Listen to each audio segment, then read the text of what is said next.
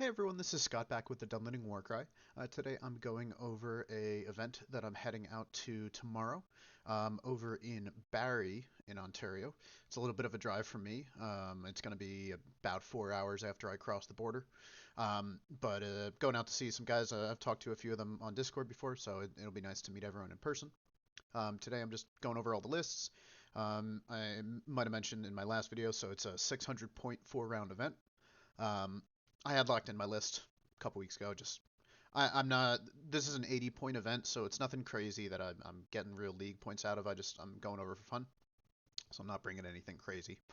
Um, we ended up with 11 people. I'm hoping everyone shows up tomorrow. Some last minute drops. It was looking pretty nice, like it might fill up for a little bit, but a few people dropped off. But I'm really salty because my Longshanks rating, that means nothing, dropped, so now I'm in second in the event. But I'll just have to beat Kyle, and then it'll jump up. But we got a nice variety of lists, beyond the fact that it is super duper evil heavy and super duper monster heavy. Um, it's a little bit funny, the breakdown. But getting straight into the lists, starting with Kyle, um, he's got Birders Horde, pretty standard looking one. He opted for a Wild Warg Chieftain. Beyond that, bunch of orcs, some warg riders. It's a really solid list.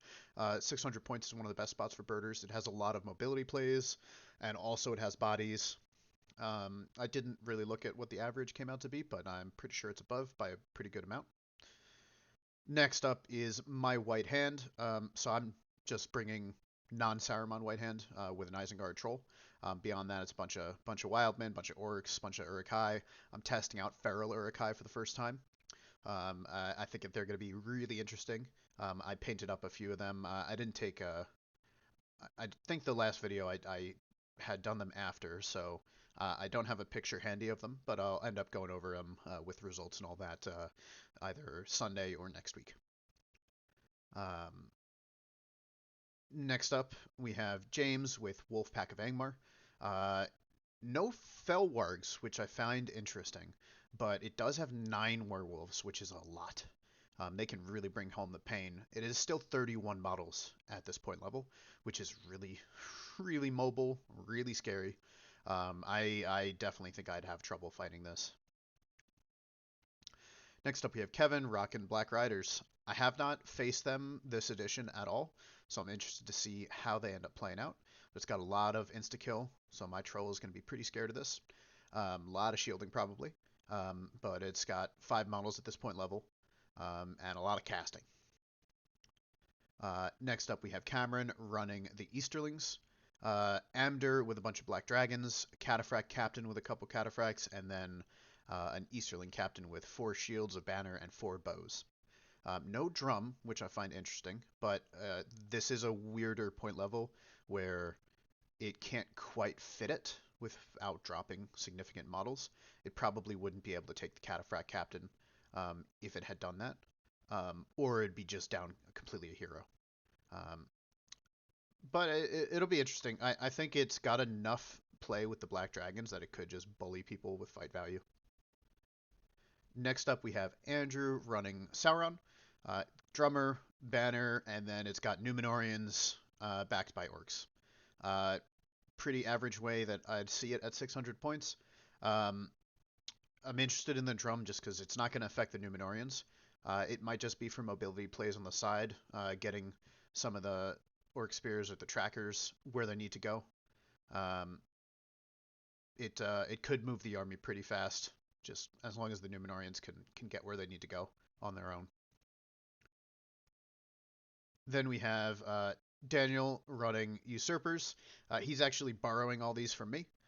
He was going to be playing Easterlings, but he's waiting on some 3D prints to get to him. So he's only got 1 Krebine because I took 2 of them. I only have 3 total. So he's locked at 1, but he does have a lot of bodies. He's up at 54 at 600, which is a lot. He is definitely the highest model count, highest bow count. This can be scary.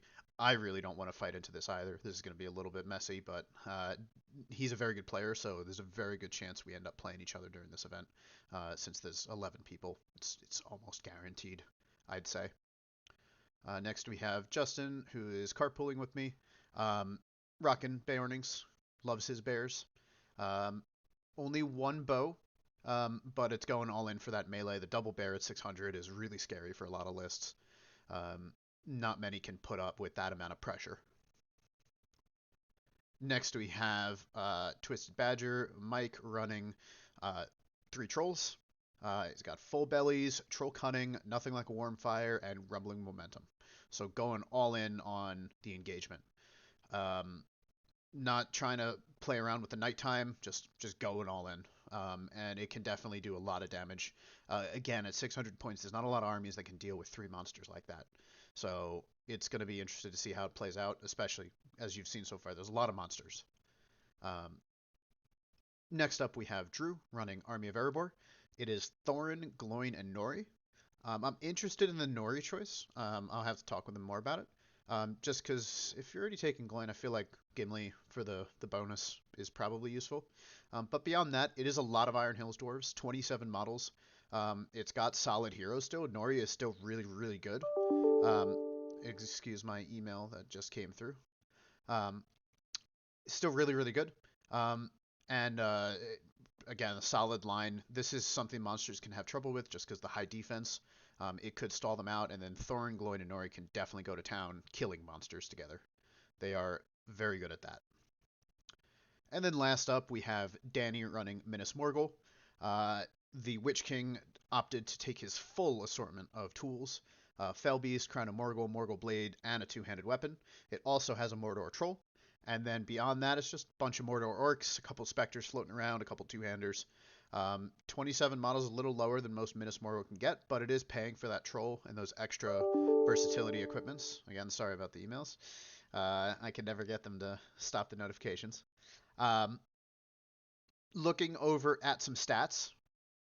So the high count is 54 with the usurpers.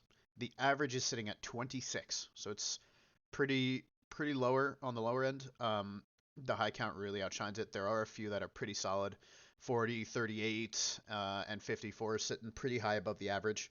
And then, of course, the big monster matches bringing down the number a little bit alongside the Black Riders. In terms of good evil, this is a really heavy evil event. There are 9 evil lists and only 2 good lists, which is really odd to me. Typically, it's nearly a 50-50 split, maybe 60-40. This is an almost 5 to 1. It's pretty interesting. And then in terms of monsters, 6 of the lists have monsters, so it's over 50%.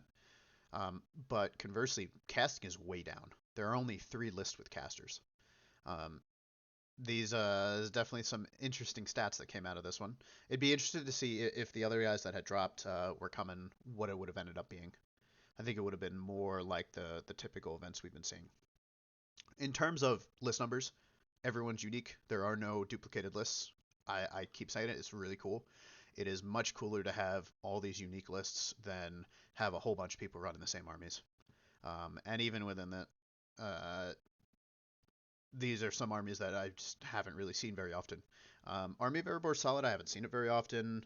Um, Black Riders, I haven't seen. Easterlings, I've only seen once. Three Trolls, I don't know that I've seen it in an event, or I've never just come across it in an event. I mean, people play it. It's never crossed my path. We've been seeing a lot of Wolfpack. We got a lot of Wolfpack players in Ontario. A lot of Minas Morgul, Birders Horde, there's a bunch. Barrie-Dur, there's a bunch. And then I'm playing my crazy white hand. So um, it's going to be a fun event. Looking forward to meeting some new people. In addition to some that I've seen a few times so far. Um, it's going to be fun, and then I'm hoping I can pull out a win, but mostly I'm going for fun. The 80-point events, they not that they don't mean anything, they're great for getting people to play the game and all that stuff.